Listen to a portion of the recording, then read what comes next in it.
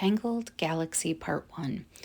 So this is a tangle that we worked on over time because we used the grabie watercolor sets, both the 100 count and the metallic count.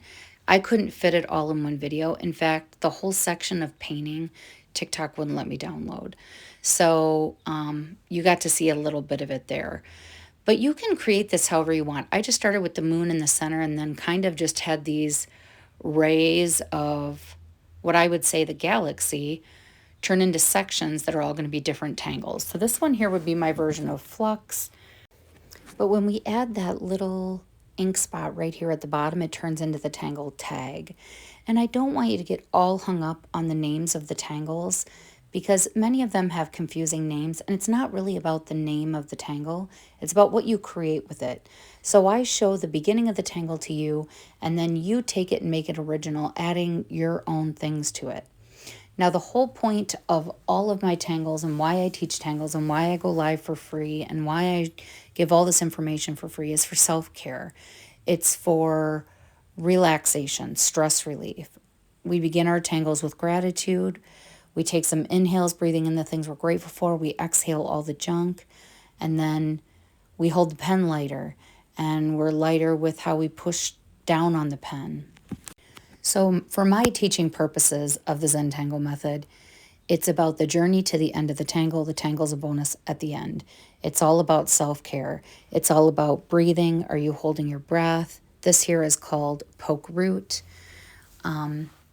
It's more about you finding out the things that you're doing, because as you alter and change those things to make sure that you are breathing, your tangle is going to look different, right? The more we learn about ourselves and take care of ourselves, the easier it is to draw as close to a perfectly straight line as you can. But again, that's not the goal. That's something our ego wants. Perfect doesn't exist.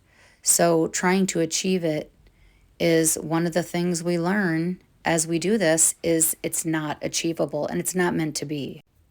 This here is Crazy Huggins. I have many videos of most of these tangles in my Tangle tutorial playlist, which you can see on my profile page. These are the grabie watercolor sets, metallic, and the ones I used earlier are the 100 count regular. And then the brushes I'm showing are the mini, the round, and the red are the quill. All of them are in my TikTok shop, so you can check those out there. I'll attach them to this video. This will be a two-part video. If you don't have TikTok shop with where you live, which many of you I know are not in the US, so those people can go to my Amazon affiliate and go to watercolor supplies I use, and my grabie sets will be in there as well. So here's the Tangle Scena. This is one of the tangles that people mention having the biggest issue with. The pens I use the most are the Micron 01. This pen I don't care for. I'm using it because I'm using it over watercolor, and a lot of times pens don't like to be used over watercolor. And if you're having trouble getting your pen to work over the watercolor, I like to have some rubbing alcohol and either have it on a wipe or something, or even an alcohol pad. And if you wipe off the tip of the pen, it usually helps so that it'll glide back over the watercolor again. This is just flux, the Tangle Flux, which is kind of a teardrop shape. And again, most of these tangles have tutorials in my Tangle tutorial playlist, which if you're on my profile page, underneath my P.O. box is my link tree, which is links to everything.